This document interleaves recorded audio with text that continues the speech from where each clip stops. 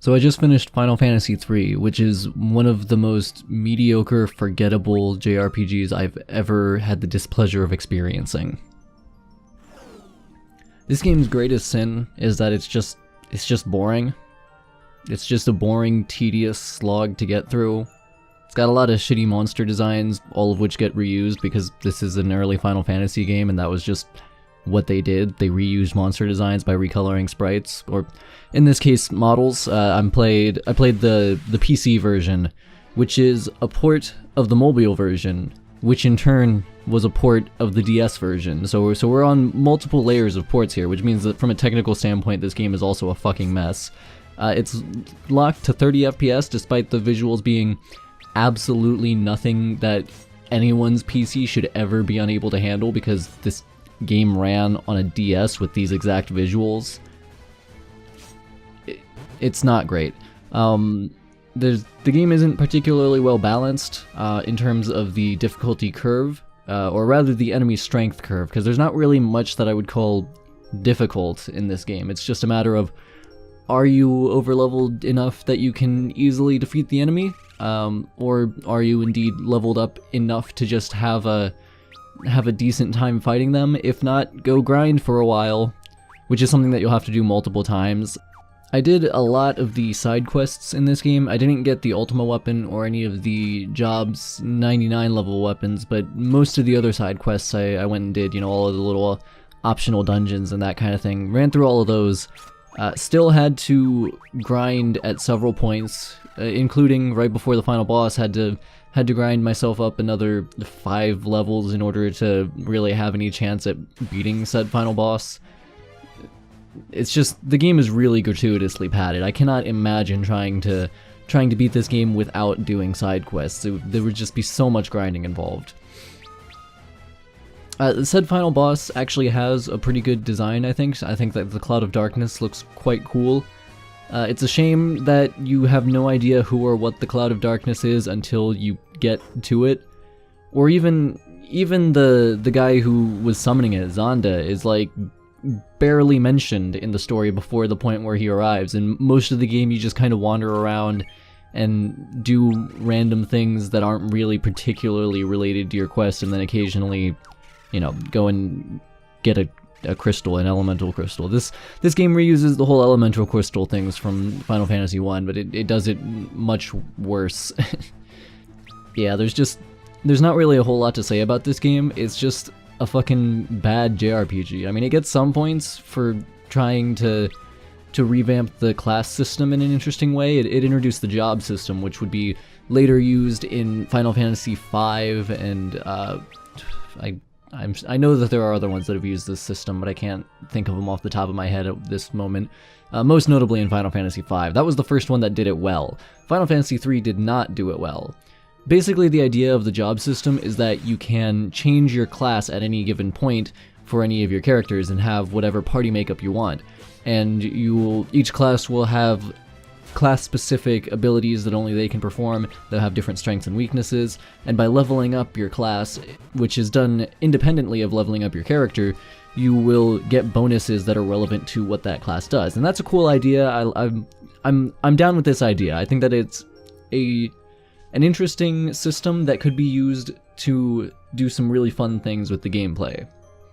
Final Fantasy III doesn't do that. Final Fantasy III instead mostly just uses the job system as a way to even further pad out the grind that this game already is. I mean, first of all, you're heavily discouraged from experimenting with your jobs, because anytime you change your job, you have an adjustment period to go through, during which, for a given number of battles, you will take a debuff. So right off the bat, what would be a system that would allow for a lot of really cool experimentation is just completely undercut by its implementation.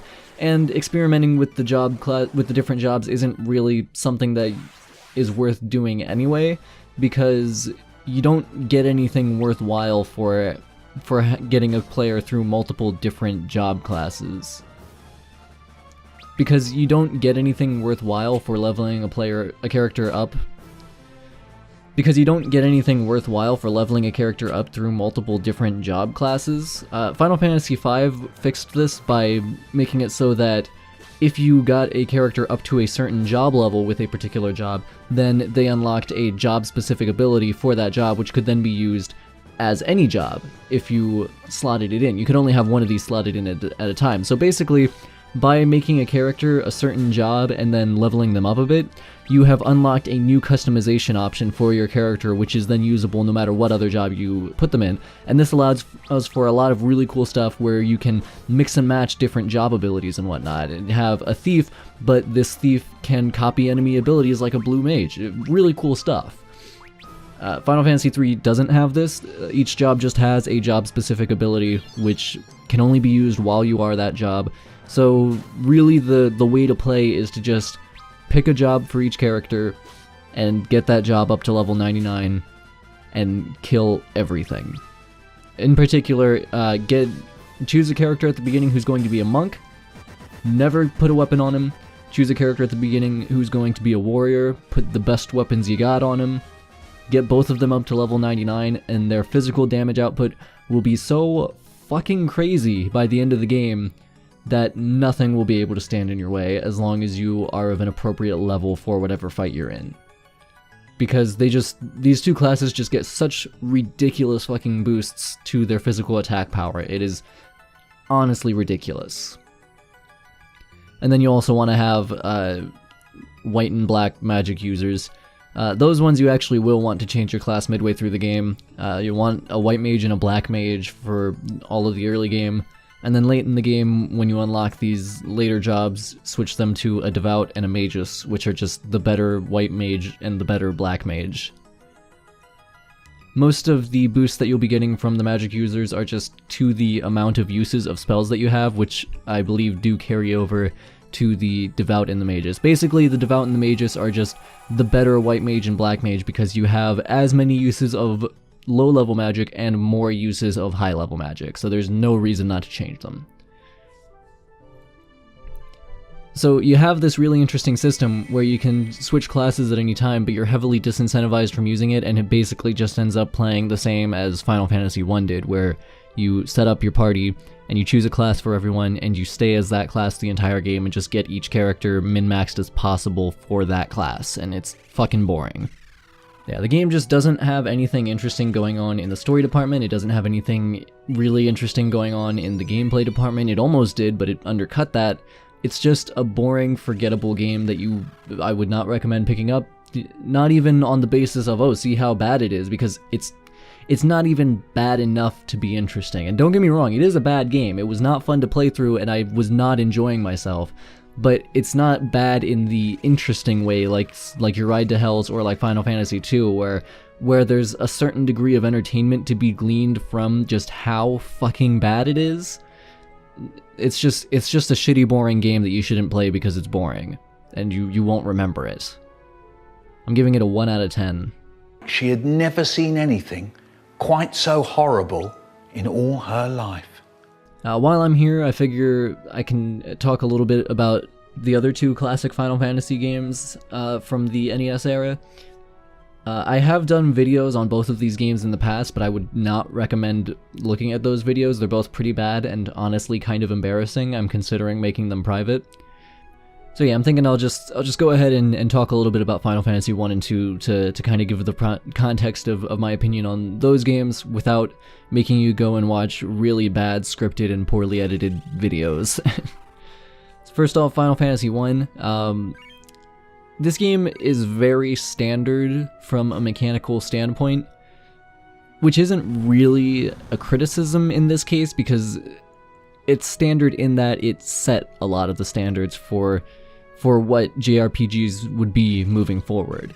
It's basically in the same position that Seinfeld is, where a lot of the things that it does well have been done by other later things, but I think that there's still something to be said for the fact that it pioneered these things, and like Seinfeld, I think that it does them well enough that it's still worth looking back on and enjoying. To be clear, I'm talking about the GBA port of Final Fantasy 1 here.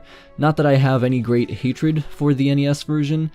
It just has some issues that were kind of endemic to JRPGs of the time and just make it slightly less slightly less pick up and playable than a lot of other more recent JRPGs. Things like if you target an enemy and it dies before all of the attacks land, then the attacks that would be launched after it dies, instead of just targeting another enemy in the party like a lot of more recent JRPGs would do, those attacks will just miss, which can be frustrating.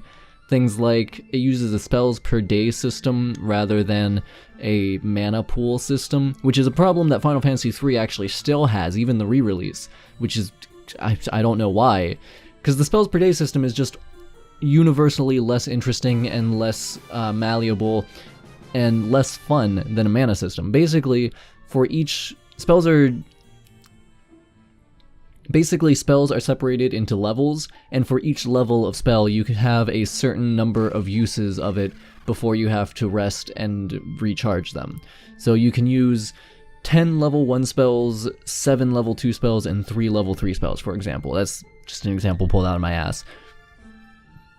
This was, it made sense to have a system like this at the time because these games were heavily based off of D&D, and this is the kind of system that D&D used at the time. But later on in the franchise, the developers of the Final Fantasy series realized that having a more malleable system where you just have a pool of mana that you pull from in order to cast spells is much more interesting from a gameplay standpoint, because that allows you to, say, prioritize using higher level spells but fewer of them overall rather than a bunch of lower level spells or what have you. You can do whatever you want. It's a much more flexible system. So, in later re-releases of these very early Final Fantasy games, in particular Final Fantasy 1 and 2 on the PlayStation and later on the Game Boy Advance, which is an identical port to the PlayStation version, they swapped out the spells per day system for a much better mana pool system. For some reason, when they re-released Final Fantasy III on the DS, they kept the spells per day system, even though it's a shitty system that is just less fun to use. There's another black mark against Final Fantasy III. But anyway, yeah, Final Fantasy 1, specifically the GBA version, which tightens some things up and just generally makes itself more playable than the NES version, is definitely worth looking back on. It's very standard from a mechanical standpoint, but it is done competently and is a generally enjoyable and satisfying game to play. It has a very functional gameplay loop. That's how I would describe it. It works well. It doesn't set the world on fire, it's not anything super that you've never seen before. It's not going to blow your mind, but it does what it wants to do well and is enjoyable, which is a lot better than Final Fantasy III, which does what it wants to do just okay enough to not be terrible, but not good enough to be fun.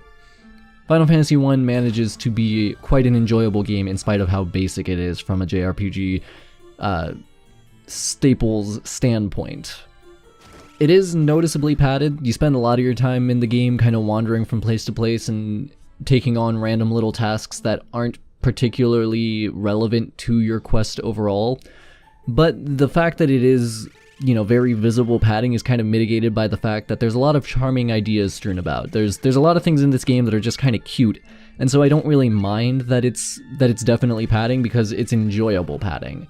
That's not to say that I don't think it should be criticized for being padding. If the fact that a lot of it is padding is too much of a bridge to cross for some of you out there, I can totally understand why that would be.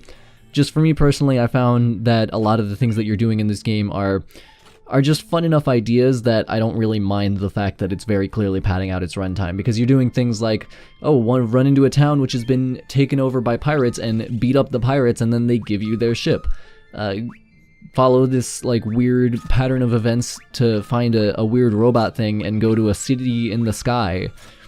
Find a goblet that is filled with some kind of magical liquid which somehow exudes oxygen, and use that to be able to breathe as a submarine takes you underwater. Cool stuff like that. It's a lot of fun.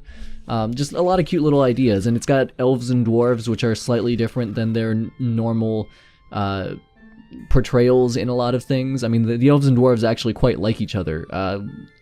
I was surprised to walk into the elf village and talk to one of them, and he's like, "Hey, have you met the dwarves? They're a friendly bunch." I'm like, "Oh, the elves and the dwarves don't hate each other in this. That's kind of a breath of fresh air." It's just all all of these like kind of standard things, but just they have little twists and little creative ideas that just make them more charming and more interesting than they would be in a lesser game. And I think that that's definitely worth commending. The overall plot is not really much to write home about on a textual level, in terms of just the base narrative. It's pretty much a standard go and get the elemental crystals, kill the monsters that are doing bad things with them, and then kill the big monster at the end, with the addition of a plot twist that I think is pretty well done. I think that while the plot twist, just in terms of how it impacts the narrative, is not anything to write home about, it's just a functional plot twist that can, it's serviceable, and it kind of recontextualizes some things without really significantly impacting the overall experience of the narrative. I think that said twist has a lot of interesting implications in a meta sense. I'm going to get into some light spoilers here for probably the next 5 or 10 minutes. I'll put a little link in the description that goes to where spoilers will not be if you are worried about spoilers for this very old game that you should probably have already played by now. But yeah, if you want to avoid spoilers, go ahead and click that link in the description now. So the twist in this game is that at the beginning of the game, when you fight the first boss, Garland, and you defeat him, he ends up getting helped out by the 4 fiends who send him back in time and turn him into a super powerful immortal demon. And this creates a time loop where he was sent back several thousand years into the past, and time moves forward to the point where you defeat him and set the events of the game in motion, and loops back around to where he was sent back to. And that's all fine. It's functional as a twist, and it's kind of interesting that like all of the events of the game are set in motion in the first place by your own actions as a player. You attempting to fix the problem actually end up creating the problem, and then subsequently fixing it by going back in time and doing some shenanigans. That's fine. It's nothing earth-shattering, but it works as a twist that is somewhat interesting for an NES game. Where it gets interesting is when you're talking to some wise men and they're explaining this to you, they mention that if your characters die and they fail to save the world, then the time loop just circles back around and it all happens again, and they take another try in the next go-around. And that, I think, is actually really interesting, because what that basically means is that if you die and get a game over in this game, then the game is not just like retconning that out of existence. It's saying, no, this party actually did go and make this attempt to solve the problem, and they actually did fail here, and they did all die.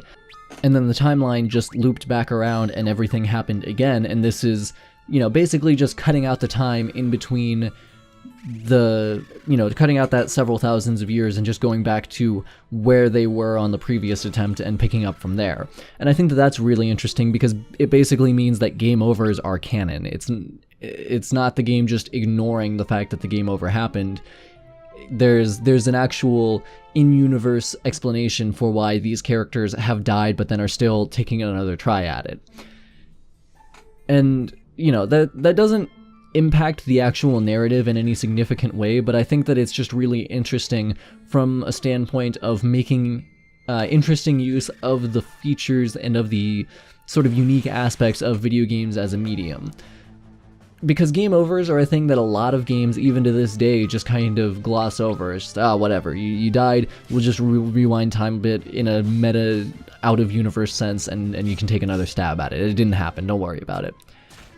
Not that there's anything wrong with doing things that way, but I think that it's always worth pointing out and commending when a game actually puts some thought into that sort of meta concern, and looks at it from a standpoint of, well, what can we do to make this make sense without having to just without the designer just having to kind of throw his hands up and say, nah, don't worry about it, didn't happen. I think that examining these sorts of aspects of the interactivity and these things that aren't a concern in other mediums, and making some attempt to actually do something with them that makes sense in universe, is always something that's worth applauding. And it's something that a lot of games have been applauded for doing in more recent years, and I just think that it's really interesting that there actually was this very early game back in the 80s that did these interesting things, when more recently games have been applauded for doing that in like Morrowind in 2003, like Dark Souls in 2011, I think. Even Undertale in 2015 is still being applauded for having these kinds of meta elements when they weren't even the first ones to do it, as it turns out. There was a really early game before any of those that did it, and didn't seem to get any recognition for it. If you're wondering about any of these things, I mean, I'm sure that you're already aware of the way that Undertale does meta things, if you are to any degree familiar with the sort of gaming zeitgeist, since, you know, I don't know if you've noticed, but Underworld was a pretty popular and well-regarded game. Dark Souls isn't really... What it's famous for is not this kind of meta shenanigans, but people who have looked into the game from a narrative standpoint have noticed these meta shenanigans and have pointed it out and been positive towards it. Basically, the process of hollowing is an in-universe acknowledgement of the fact that not every player will finish the game and some will give up. If you give up on the game and you choose not to finish it, then your character canonically goes hollow, and I think that's pretty interesting, and a lot of other people do too, obviously, since they've bothered to point it out and talk about it and praise it. And the most obscure one that I listed was probably Morrowind in 2003. That one is more of just like a lore thing, where if you read certain books in the game, it basically obliquely says that the quick save and quick load functions that you have as the player are actual in-universe magical powers that the player character has, which, you know, that one's more of just kind of funny, but it's also, I think, worth commending just for bothering to take those things into account again, because so many games just gloss over them and don't even care. Overall, I think Final Fantasy I is a really enjoyable game. I think that there's a lot to like about it, and that it does some really interesting things that more recent Final Fantasy games have not done, and just, in general, so much of it is just well done, and it's still a lot of fun to go back and play, even, you know, 30 years later. Specifically, again, the Game Boy Advance version. I wouldn't necessarily recommend the NES version, just because some of the aspects of how it plays that were standard at the time have been kind of outmoded more recently, and it's hard to go back to as a result. But I would highly recommend checking out the Game Boy Advance port. It's a lot of fun. I'm going to give it an 8 out of 10 overall. It'll be great. Yeah, I said, it'll be great. And finally, Final Fantasy II, which is, it's just a terrible fucking game. I was honestly shocked at how bad Final Fantasy II was, playing it right after Final Fantasy I. Again, I played this on the Game Boy Advance port as well. The Final Fantasy I and II Game Boy Advance ports were both on the same cartridge as one package. And there seems to have been some attempt to make Final Fantasy II play a little bit better in a modern day context, just like there was with Final Fantasy I, but honestly there's only so much they can do, because Final Fantasy II is just straight up broken. It has this really interesting system where you basically level up individual skills similar to like an Elder Scrolls game. You know, if you attack with melee weapons, you'll upgrade your strength and your affinity with that particular weapon. If you attack with ranged weapons, you'll upgrade, I think, just your ability with that particular weapon. I don't think that there's a stat increase that is associated with bows and such. But yeah, you'll upgrade individual spells by using them. Yeah, there is no fire, Firaga, anything like that. You get a fire spell, and you just level it up to higher levels by using it. All of this is really interesting stuff. Unfortunately, it's kind of broken, and it results in a lot of fucking grinding, because the only way to improve one thing is by choosing to improve it over another thing. And for a lot of the fights in this game, you're gonna need to be pretty well-rounded. Like, you can't spend all your time just improving your melee skills, because you're gonna need to have good cure skills, you're gonna need to have good defense and a good amount of HP. It's not ideal.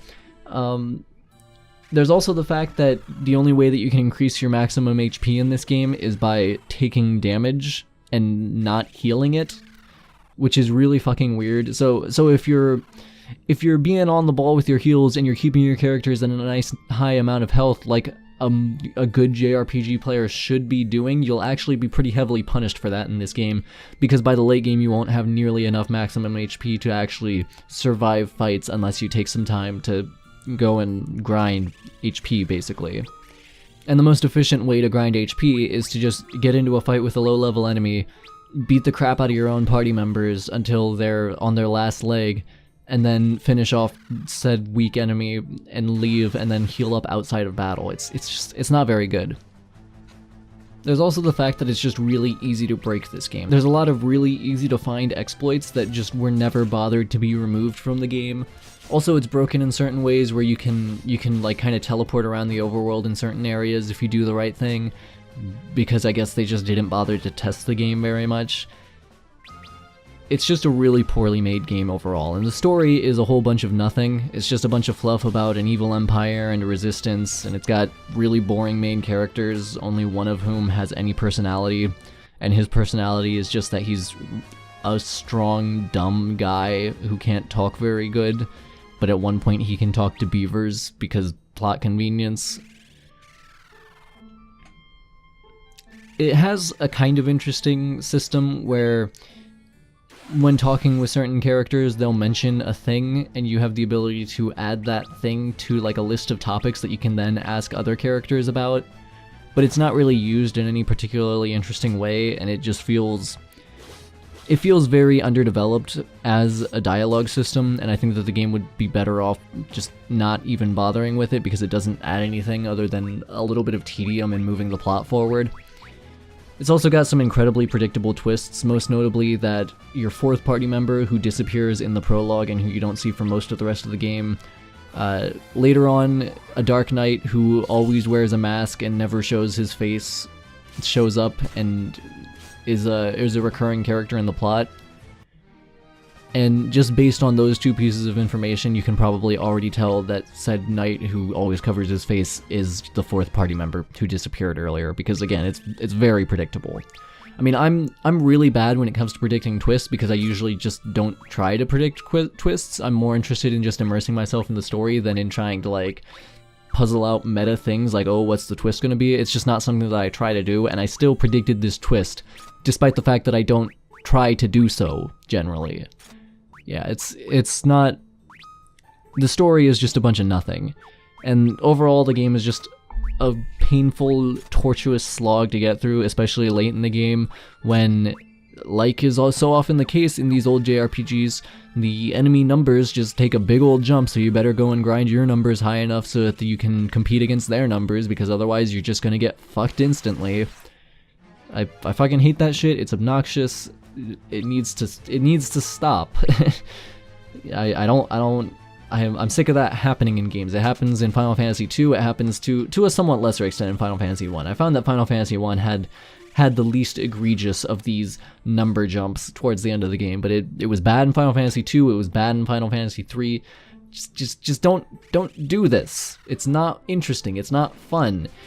The final fight is not more enjoyable or more exciting just because the boss has bigger numbers. It just means that I have to go and waste some time getting my numbers high enough that the boss's big numbers don't matter anymore. How about instead you make a mechanically interesting final boss that requires actual tactics and an understanding of the gameplay system? Yeah, don't play Final Fantasy II. It's a slog to get through. I mean, maybe like boot it up and play some of the early bit just for the novelty of seeing these kind of weird systems that aren't in anything else. But then as soon as you get to the point where the game starts to feel like it's not fun, which will not be very long, I would say just quit, because once it starts not being fun, it does not stop not being fun ever. This one gets a 0 out of 10. Keel over and die. Because I just did not find anything to like in it. So yeah, that's Final Fantasy III, and also Final Fantasy 1 and 2. All I've really got to say about them. Nocad Naquita signing off.